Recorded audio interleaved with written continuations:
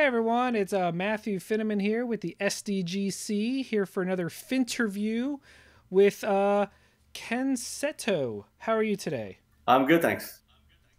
And what can you tell people about what it is you do and what studio it is you do it for? So I am the co-founder. My brother is the other co-founder. I'm the co-founder and CEO Oh, of Massive Damage. We're a small indie development studio based in Toronto called Massive Damage.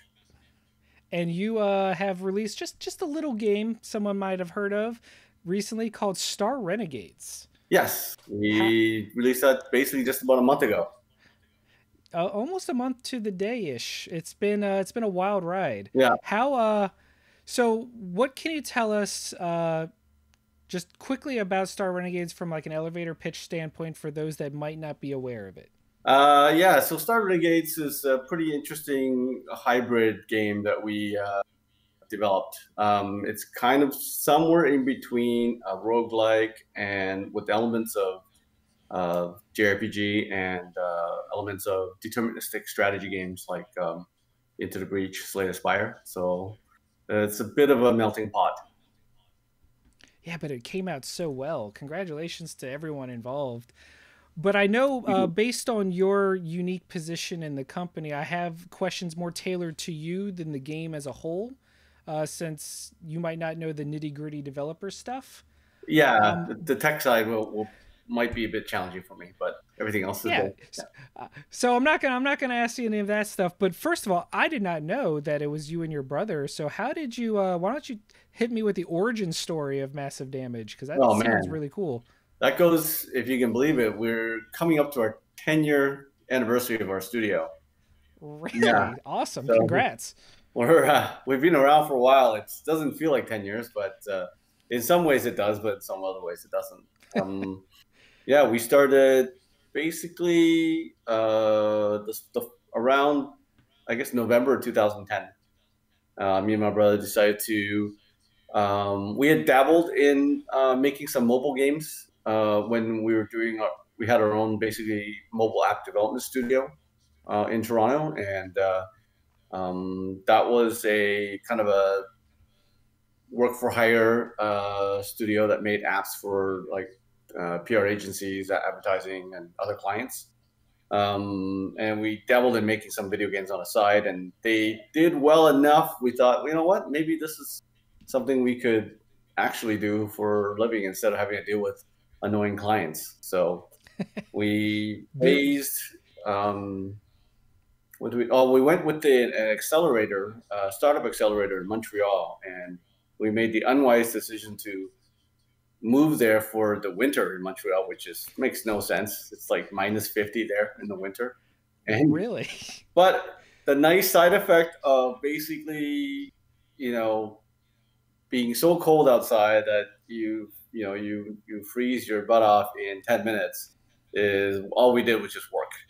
So so we spent the winter in Montreal just basically working and not doing anything else, and um, hired up a few more people later into the development phase. Raised a bunch of investment money, and we somehow launched a mobile MMO game called Please Stay Calm, just slightly under a year, with 6 people. So Wow. that was intense. I wouldn't recommend that to anybody else. No. It was pretty tough to pull off. I was basically cashing checks from investors as I got them, just because we were trying to make payroll, and we basically launched the game when we ran out of money, and we somehow managed to do well with enough of that game to grow the company, and it basically fed us for like about 5 years or so. But mobile wasn't really the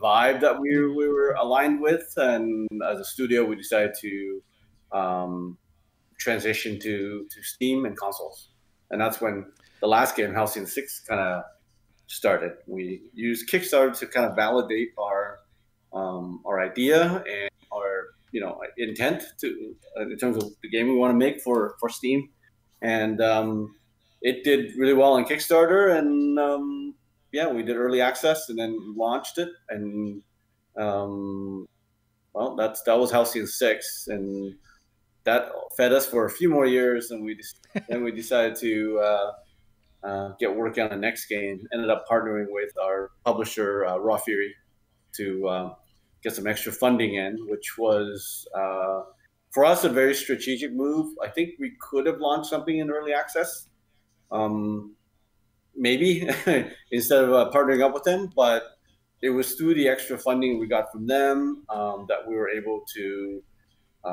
shift our 2D um, art direction to the what you see today, which is a 2D 3D hybrid art direction, which we gave a name called 2DX for Extreme. So there you go. That's Yeah, I mean, why not? Every you throw an X on something, it makes it cooler. yeah, That's gamer law. yeah, exactly. Well, just speaking as a fan of Star Renegades, I remember when not you didn't delay it because it didn't have a release date yet, but when you said that it was taking extra development time for the new art design, and I think the gamble paid off. The change really worked. So Yeah, kudos to that business decision.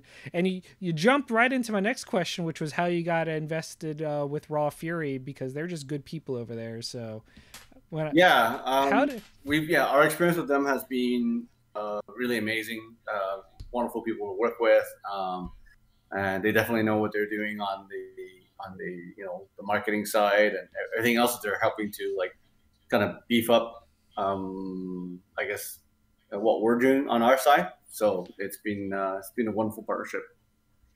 So fast forwarding the 10 years since you started with 6 people and releasing a mobile game, how many people are at Massive Damage now? Well, we started with 2 people 10 years ago, and it got up as much as 22 people at the at the highest end when we were it's that crazy mobile gaming scene back then where a whole bunch of money was coming in, but also it was, you're spending so much on marketing and advertising, it kind of got out of control. So The Wild West. yeah, like 22, we were over, it was a bit over the top. We were trying to accelerate really fast and kind of burned ourselves a little bit. So we're back down to right now. Our team is 9 people full time, and we work with about, I think 4 other, contractors Okay. for like music, sound, some like Various roles. yeah. So that's kind of the Um, size of the team right now. The 9 people okay. are kind of the core team, and then everything else we need, we kind of bring in from the outside as needed.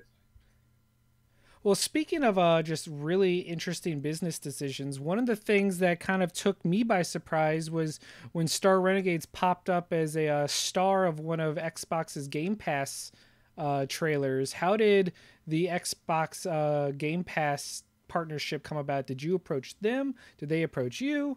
How does that even work? I don't actually know. Well, it's funny. Actually, we approached Microsoft way back when our game was still basically the old 2D version, and and we were not able to get a deal with them at that time. But then after the Raw Fury partnership, and then obviously converting after everything went to 2DX, and the game was a lot more kind of solidified in terms of our approach. And then Raw Fury was able to basically close that deal with Xbox. So Now, you may think it's because of the new art style, but it's because you put the X at the end of it. it's So it became possible. 2DX. And that's, as we know, that's kind of their letter. So it Yeah, worked out great. yeah, there was a good How, alignment there. I mean, 2020 has been kind of a hellscape for most people, and especially in the game development scene. How did you handle or juggle COVID reality with the final stretch of development? Uh, we did okay. We've had a few delays that were part of it was due to the COVID stuff, and but not in the way that you might think. So our studio was already virtual prior to Oh, COVID. okay. We'd been virtual office for Probably about 3 years now that I think about it. And so that wasn't the challenge. The challenge with COVID was basically a whole bunch of my team are have young families with kids, with Mm. very small kids that are apparently not able to take care of themselves somehow for some reason. And Selfish is annoyingly, what that is. annoyingly enough, they can't take care of themselves. So um, them being home definitely was a distraction and productivity dampener um, basically everybody on my staff that has family. So which was I think just over half. Mm. Um, so that was where the majority of the productivity kind of hit came from was these little babies causing a ruckus everywhere. I cannot wait till that's going to be me in March. So I can't wait for me to lose all of my sleep and productivity. It's going Oh to be man, fun. you're in Uh, for a treat. Now, since you mentioned earlier, you are roughly a month post launch. How have you felt as a studio just to the reception? How did you celebrate the launch of the game? What has a post Star Renegades world been like for you? Okay, we'll start at the beginning. We actually did for the launch day. We actually had everybody on the team on kind of a Discord call, basically, and we are just basically chatting and looking at the numbers. Rafi dropped into our chat as well, so it was kind of like a chill day of just watching people playing the game, watching the comments come on Steam, watching reviews come up. So it was a nice way to kind of not since you can't really do it in person. That was a pretty decent way to do Yeah, it. Yeah. that's Um, awesome. the reception of the game has been very good. We're very pleased with overall the reviews, the reviews from not only from the press, but also from the community, our players as well.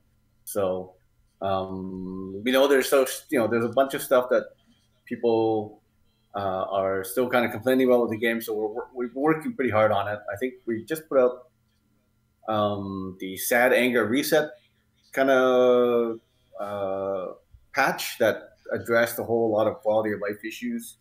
And I think that was probably like the third or fourth patch we put out since launch. And I also put out a roadmap so that everybody knows the new content that we're currently working on to Yeah. release within the next, just generally what's coming up within the next 3 to 6 months. So we'll probably update that roadmap maybe just after the new year once we have a better idea of kind of resourcing and things Where you're going? like that. Yeah. Well, we So, go ahead. oh, sorry. No, you please. I would say the one interesting thing about the launch from a numbers perspective is that despite having a lot more press and kind of fanfare and even more wish lists going into the launch, the day one, week one, and month one sales um, weren't that different than Halcyon 6, even though Hmm. all the indicators beforehand um, kind of led us to expect a much greater kind of, day one and month one sales target. And I Mm-hmm. think from talking to other game developers, we've all noticed this as well. So I think this is just where the market is now. It's a lot less people are buying on day one, and a lot more people are wish listing and then waiting for sales. Yeah. So there's a bit of Especially, that. I guess, Yeah. maybe in I mean, there's various factors that could be coming into it, whether it's people still dealing with COVID related job impacts or what have you. But Mm. I'll let you know that I've already double dipped, so I'm doing my Oh, part. thank you so much. I appreciate it. Um, I mean, we our reviews don't usually give numbers, but I will tell you face to face, best friend to best friend, that if I was to give it a numerical score, 9 out of 10 Star Renegades. It's Thank you. awesome. Appreciate that. Feel Um, free to let me know when Starrier Renegades is coming out, a the sequel, which I assume is called that. bit early for that since we're still, like I said, we have a really strong content plan for Star Renegades. it was built to be continually expanded. You know, as long as the audience is there, and as long as we can afford to put stuff out for it, we're going to continue putting stuff out for it because yeah, it's got a good, you know, it's got good bones to kind of add more stuff to it, and I think we're on the right track in that content Well, pipeline way that we're working. I think that's really cool because you usually don't get content roadmaps from smaller developers. That's usually something you associate with the bigger AAA games as a service game. So Mhm. I think that says a lot about you and your team that you're willing to keep content rolling out for this game because it's good and it deserves all the love. Yeah, thanks. I mean, I think it's helpful that our publisher is also, kind of supporting us for the post-launch content as well. And I think, like I said, with the way sales are working now, where there's like a ton of wish lists for Star Renegade still, so there's going to be, I guess, probably price targets in people's heads of, when it hits certain sales levels, or sorry, price levels, that's when they'll, for themselves, that's their comfort level for purchasing. So I think for us, it's yeah, that encourages us to kind of keep working on it and really maximize the, I guess, long term sales revenue, as well as just maximizing the value that we're basically trying to give in the game itself by adding all this content as we go. Well, I don't like to keep you too long. I know you are taking your time out to talk to me, which is very much appreciated. So why don't you let people know where they can either follow you or Star Renegades or Massive Damage as a whole in order to keep tabs on the content and the news? Yeah, easiest way to follow us is on Twitter at Star Renegades. That's basically where you're going to get the most up to date Star Renegades information. And on our Discord, which I can't remember exactly the URL for the Discord link. I think it's Massive Damage underscore Inc. But I Just Google Discord Massive Damage and hopefully it pops up. yeah. Oh, you're actually doing it. I I'm gonna meant do the that because I can't listeners. remember. Yeah, I don't know why I can't remember, but so I mean, you're a Discord. busy man. You have too much going on. I know. Yeah, it's Massive Damage Inc. One word. Well, there we go. Yeah. See, so it all works out. And finally, I saved the hardest question for last. It's the gotcha question, the one no Okay. one expects. So I need you to dig deep down into your heart of hearts and let me know what wins, cake or pie. What wins, cake or pie? Well, What there's do you so many prefer? What varieties of is cake the and Ken pie, choice? but I know. I think I would say pie.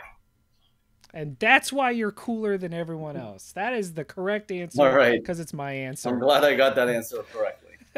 Yeah. Well, thank you so much for taking the time to talk to us.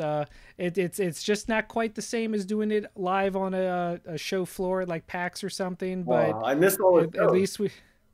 Oh, you're telling me. You guys always had such a dope booth too. We The always Star had so much Renegade setup fun. was slick. So I can't wait till we can get back out there again. Hopefully, maybe mid next year. I don't know. We'll see. Yeah. Justin Plush's win. Oh yeah, we got to work on that. We'll work on it. Well, thank you again. Thank you so You much have for a having me. wonderful day. Take care. Of course.